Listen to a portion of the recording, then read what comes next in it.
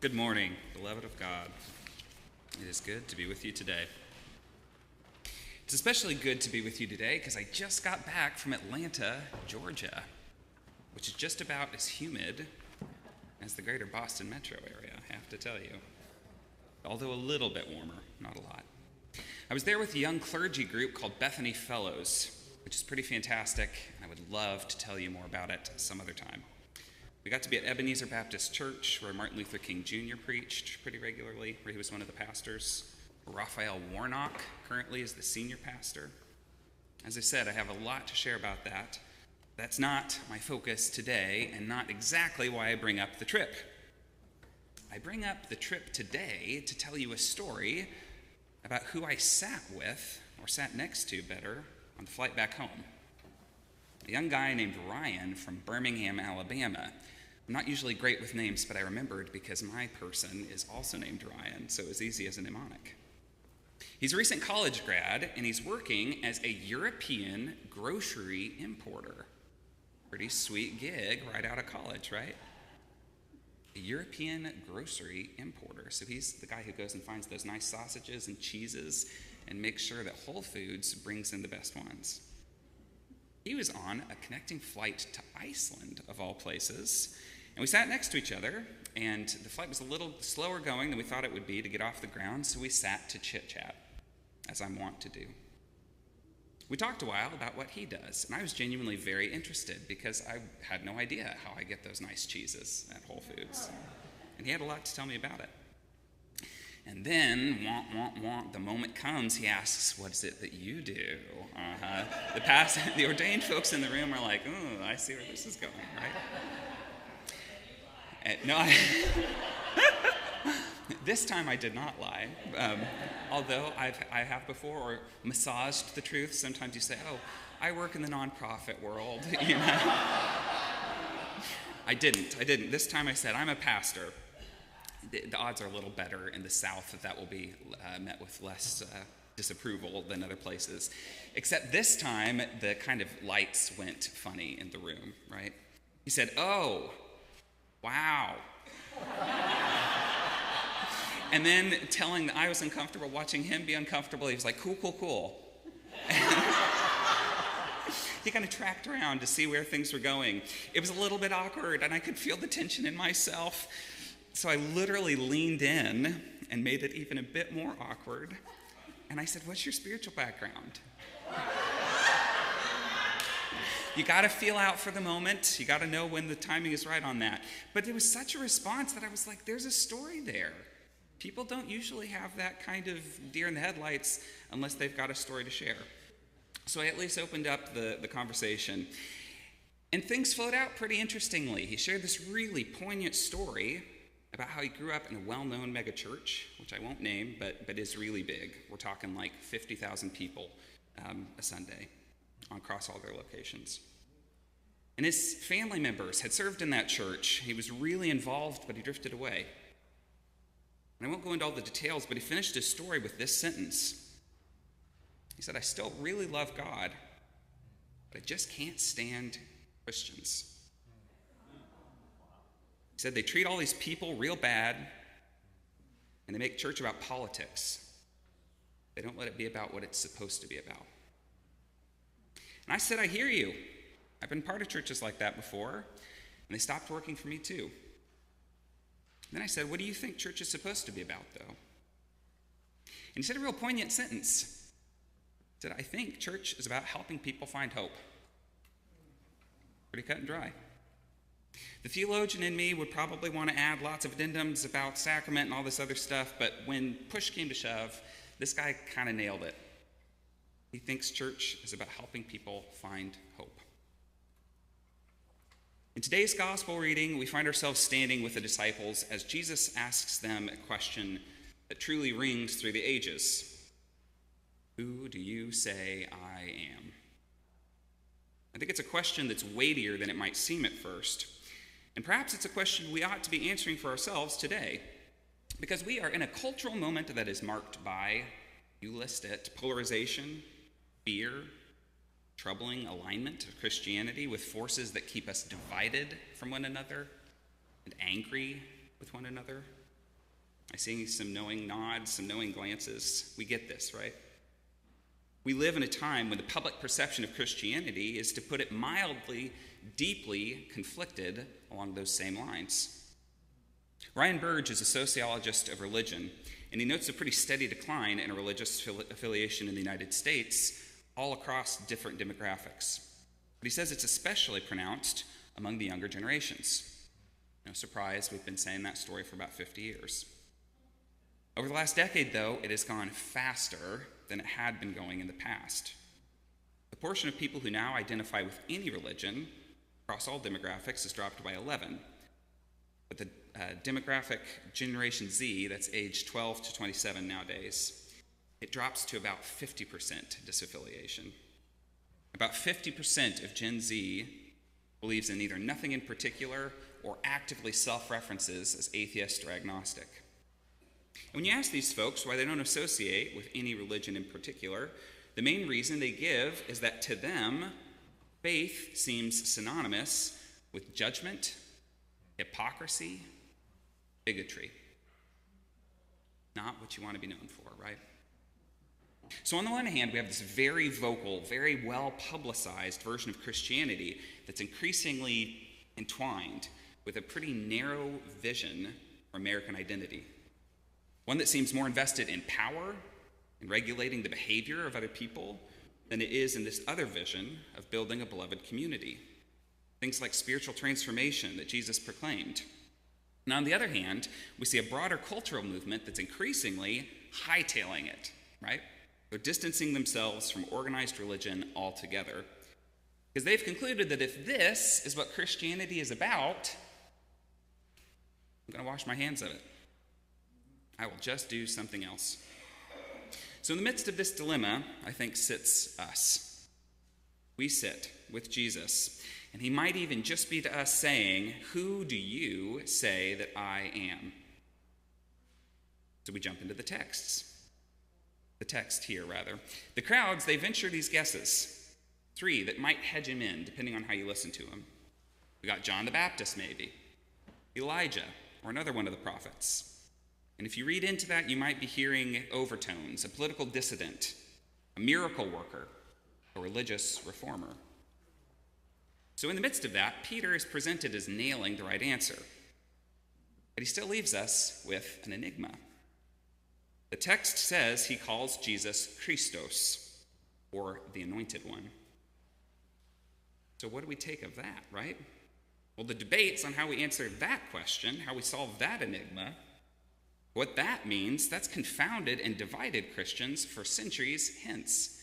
If you listen to what goes on after, it seems like he's kind of marked out to be a sacrificial lamb. That feels a little uncomfortable. If you hear language on the radio or on the internet, all sorts of people are going to tell you exactly what it means for Jesus to be the Christ, and usually it's because they want you to do something. They want to shape a certain picture of what Christianity means by how they define what it means for Jesus to be the Anointed One. And not least for that reason, because it's kind of confusing and because we don't have hours and hours to go into it, I won't try to hazard one definitive answer to that question. I won't try to exactly tell you what I think it means to say that Jesus is the Christ. But what I instead want to encourage is a simple posture of curiosity toward that question.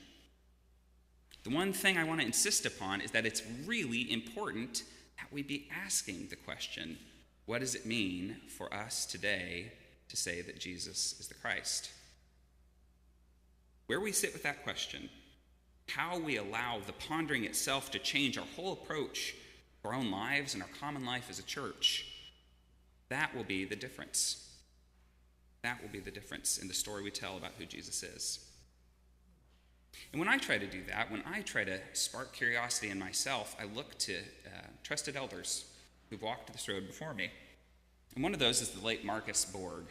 I think some of you probably have read his stuff. But he's got a well-known book called Meeting Jesus Again for the First Time. Kind of a funny title, right?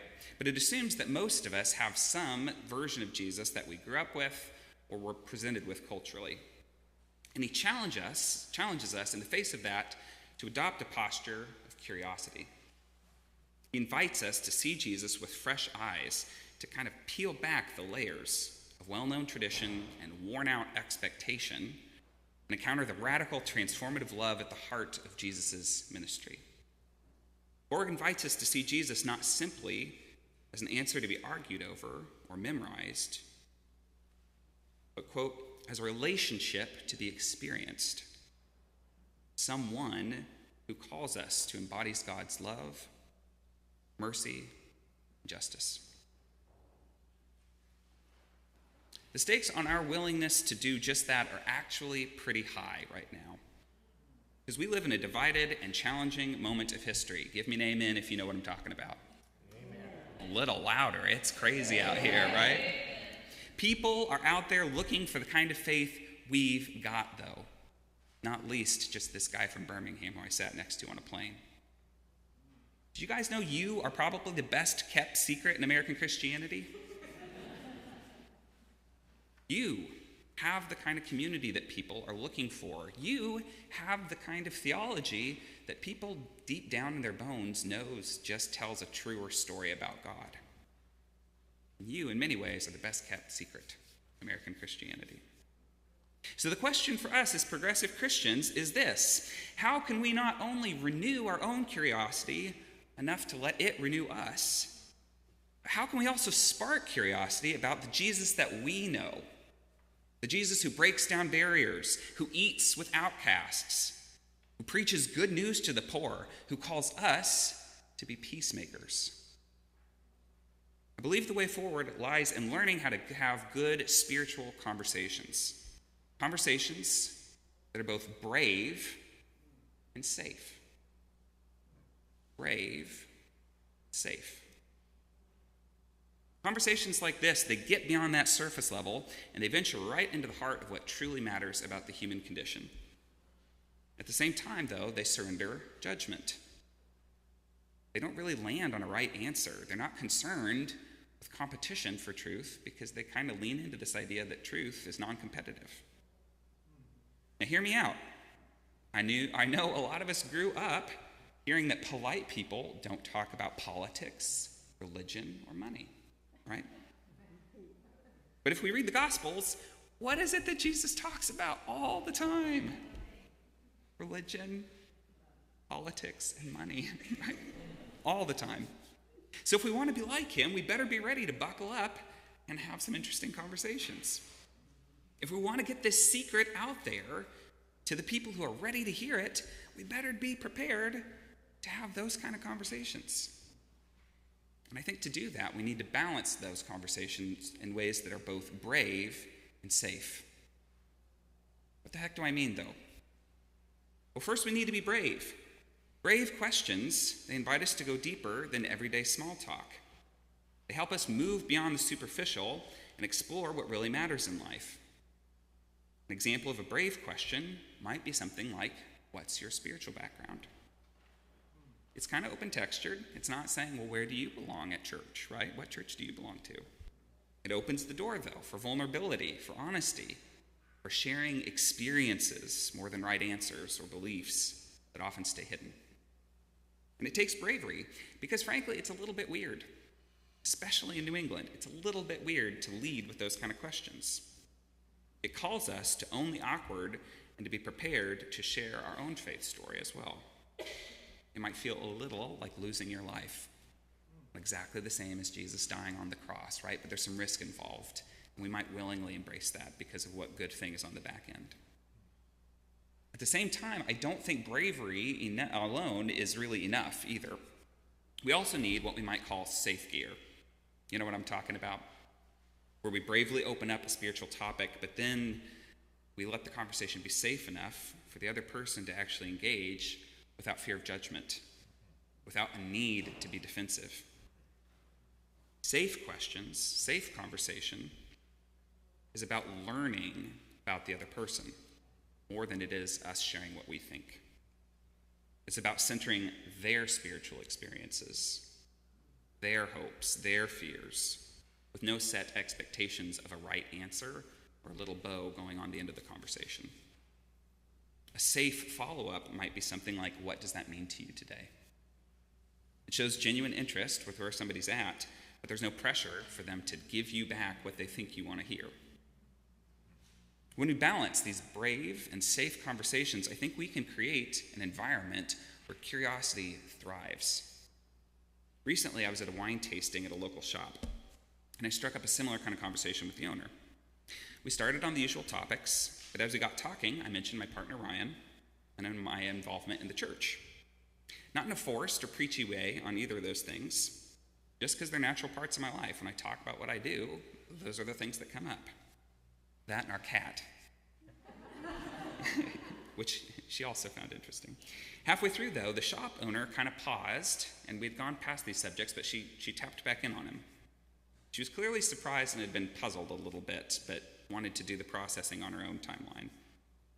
She hadn't realized there were churches that not only accepted LGBT people, but stuck them up in the pulpit, too. Watch out. Without being prompted, she then shared a story about how she had left the church that she grew up in when her uncle came out as gay and was kicked out. She figured if there wasn't a place for him, she didn't want to be there either. This was way back in the 90s, before I was born. She hadn't really, sorry, I meant not to. Wrong wording, my bad. This was in recent history in the 90s.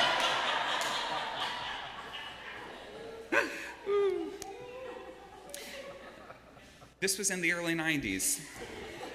And she really hadn't thought about church since then.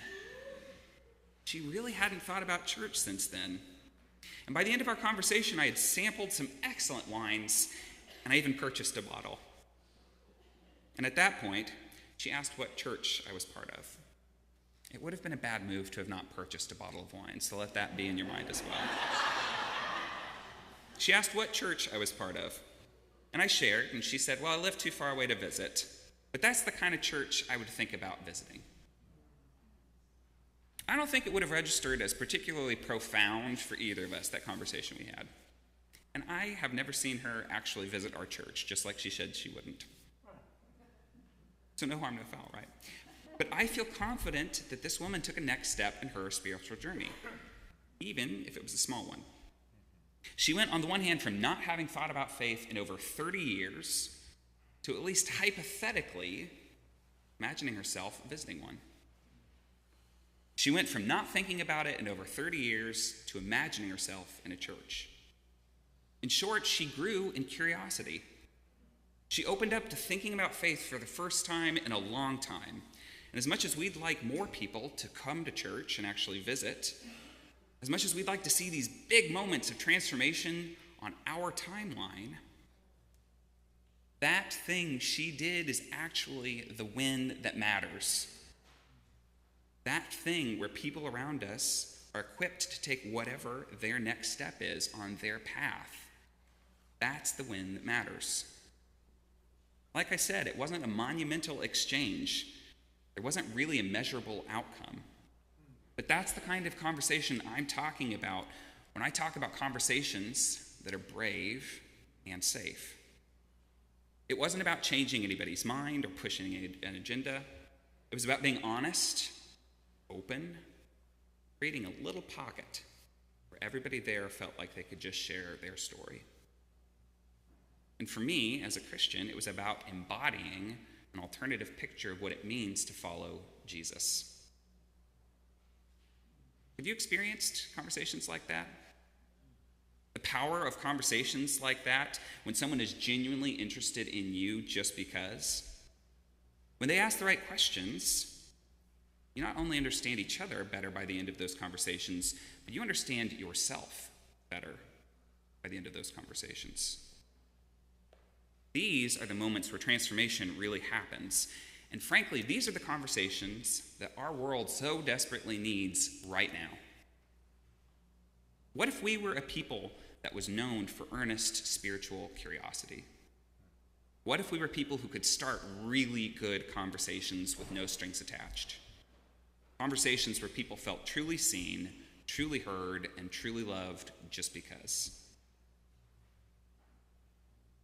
In this crazy, crazy time in history, amid a very weird election, tragic, anxiety-producing global conflicts, and a religious landscape that is marked by the increasing rise of Christian nationalism and polarization, I think there is a really powerful witness simply being curious.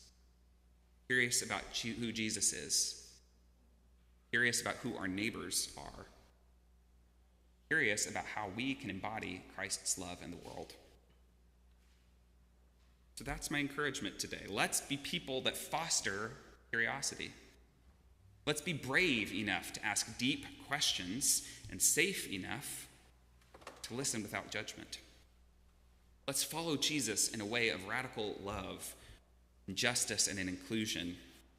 And let's answer this question: who do you say I am? With the truth of our own lives. With love that has the power to transform not just our hearts, but the whole world. May it be so.